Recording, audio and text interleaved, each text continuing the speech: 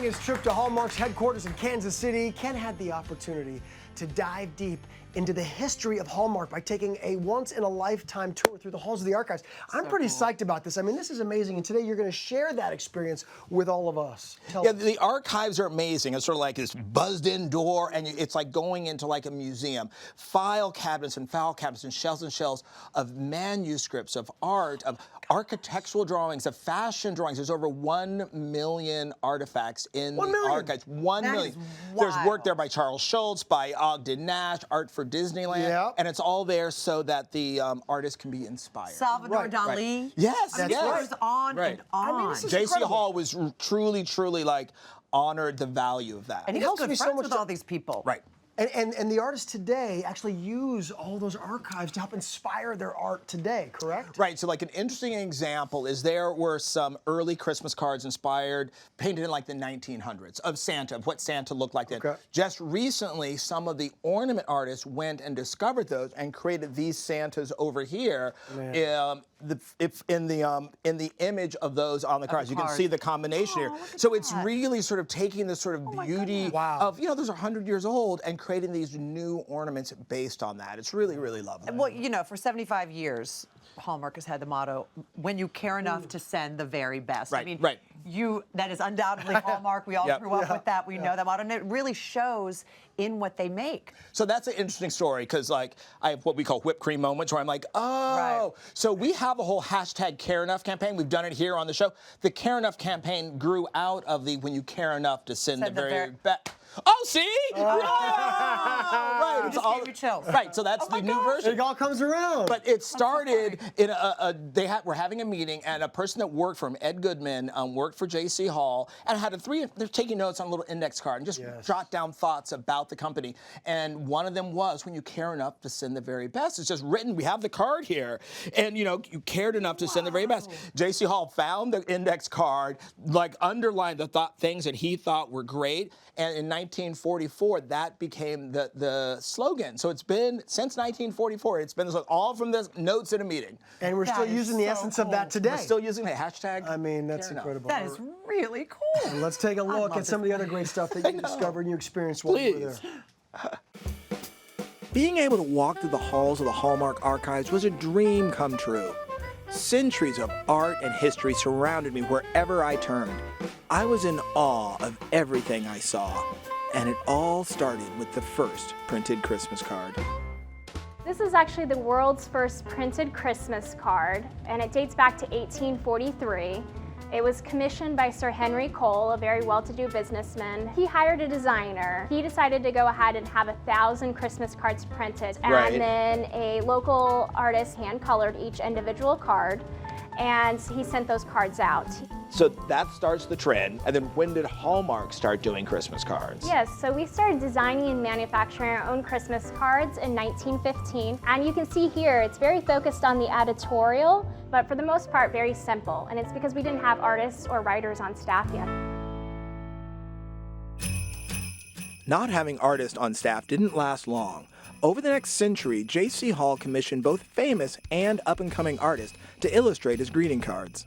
Christmas cards were even painted by master artists like Salvador Dali, Norman Rockwell, and politicians like President Eisenhower and Winston Churchill. He also commissioned famous celebrities. Henry Fonda, Jane Wyman, Groucho Marx, and Fred McMurray. These are like basically TV stars of the period.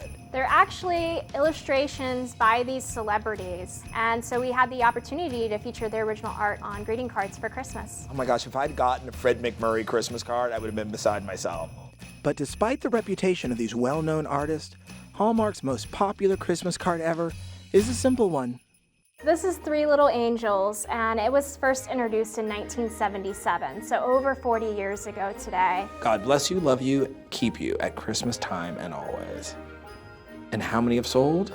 Over 30 million. And then today's version, the color's been updated a little bit, and then of course has glitter on there. But it's the exact same artwork, has not changed. Although it hasn't changed much from its initial design, we've had multiple artists create something new and fresh. I have to say this, it's like Hallmark really is like the face of America. I love it.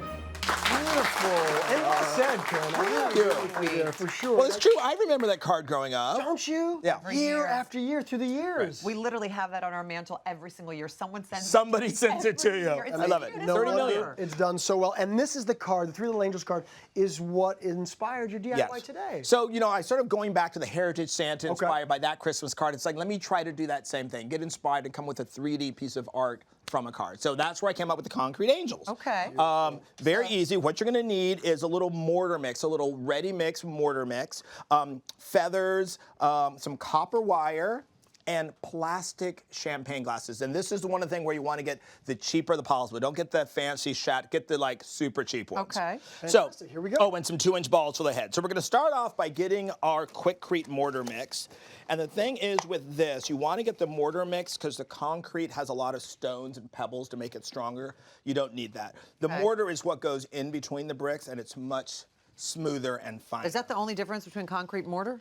I'm sure there are lots of technical issues, but in my word, it's just because one is big rock. The finish, visually. the finish is definitely different. That's You're going to mix that up, keep mixing until you've got about like mud pie / pancake batter It looks like a mix. smoothie that Cameron drinks in the morning.